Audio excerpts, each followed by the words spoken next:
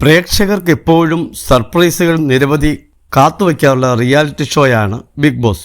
അതുകൊണ്ടാണ് വന്ന ഭാഷകളിലെല്ലാം അത് ജനപ്രീതിയുടെ ഉയരങ്ങളിൽ നിൽക്കുന്നത്.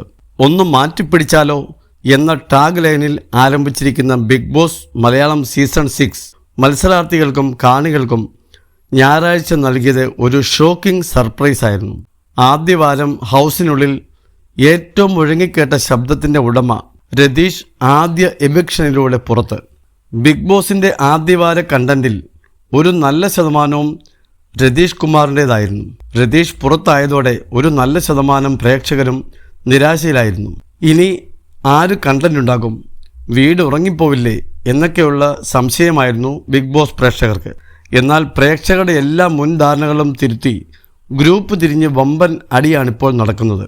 അതിൽ തിങ്കളാഴ്ചത്തെ എപ്പിസോഡിലെ ഏറ്റവും വലിയ അടി നടന്നത് ജാസ്മിനും മുടിയനെന്ന് അറിയപ്പെടുന്ന ഋഷിയും തമ്മിലാണ്.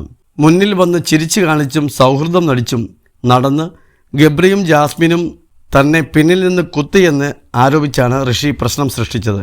ഋഷി ജാസ്മിൻ വിഷയം വലിയ ചർച്ചയായതോടെ എല്ലാത്തിനും തിരികൊളുത്തിയത് അൻസിബയാണെന്നാണ് പ്രേക്ഷകരുടെ കണ്ടെത്തൽ. മാത്രമല്ല, അൻസിബ നല്ലൊരു കേൾവിക്കാരിയായി നിന്ന് എല്ലാ പോയിന്റുകളും പിടിച്ചെടുത്ത് കൃത്യസമയത്ത് പ്രയോഗിക്കുന്നതായും പ്രേക്ഷകർ അഭിപ്രായപ്പെടുന്നു.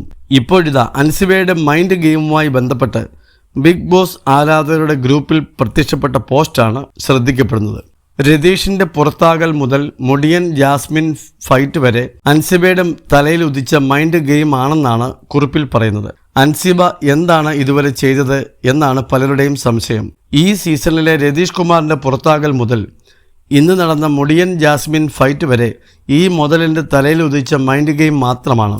BBയിൽ ആരും നല്ല പിള്ളപ്പട്ടം വാങ്ങാനല്ലല്ലോ വന്നത്. തല വർക്ക് ചെയ്ത് വ്യക്തമായി എല്ലാവരെയും പഠിച്ച് പതിയെ പതിയെ ഗെയിം മുൻപോട്ട് കൊണ്ടുപോവുക, അതാണ് അൻസിബയുടെ ഇതുവരെയുള്ള ഒരു രീതി. ചുമ്മാ അടിയും ബഹളവും കണ്ട് ആസ്വദിക്കുന്നതിനിടയിൽ അൻസിബ എന്ന ലിസണറെ നിങ്ങൾ ഒന്ന് നിരീക്ഷിക്കുക. അപ്പോൾ കാണാം ഒരൊന്നൊന്നര മൈൻഡ് ഗെയിമറെ എന്നാണ് കുറിപ്പിൽ പറയുന്നത്. നിരവധി പേർ കുറിപ്പിനെ അനുകൂലിച്ചെത്തിയിട്ടുണ്ട്.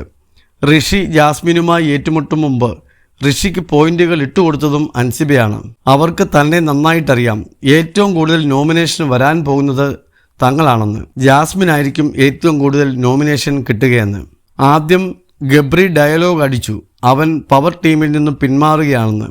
പക്ഷേ അവൻ പവർ ടീമിൽ നിന്ന് ഇറങ്ങിയില്ല, നിഷാനയെ ഇറക്കി. കാരണം അവനറിയാം ഹൗസിനുള്ളിൽ നിന്നും താൻ നോമിനേഷനിൽ വരുമെന്നും നാട്ടുകാരുടെ വോട്ട് കിട്ടില്ലെന്നും. നോമിനേഷനിൽ വന്നാൽ പിന്നെ ഗബ്രി പുറത്താണ്, പിന്നെ അവൻ്റെ പേക്കൂത്ത് കണ്ടുകൊണ്ടിരിക്കുകയല്ലേ നാട്ടുകാർ എന്നാണ് ഗബ്രിയെക്കുറിച്ച് സംസാരിക്കവേ അൻസിബ ഋഷിയോടും കൂട്ടുകാരോടും പറഞ്ഞത്. അൻസിബ ഗെയിം കളിക്കുന്നില്ല, ഹൗസിൽ ടൂർ വന്നിരിക്കുകയാണ് എന്നൊക്കെ നിരവധി അഭിപ്രായങ്ങൾ പ്രേക്ഷകരിൽ നിന്നും വന്നിരുന്നു. ഇപ്പോൾ അതെല്ലാം പതിയെ മാറി വരികയാണ്. അൻസിബ നല്ല ഗെയിമറാണെന്ന കാര്യം പ്രേക്ഷകർ അംഗീകരിച്ചു തുടങ്ങി.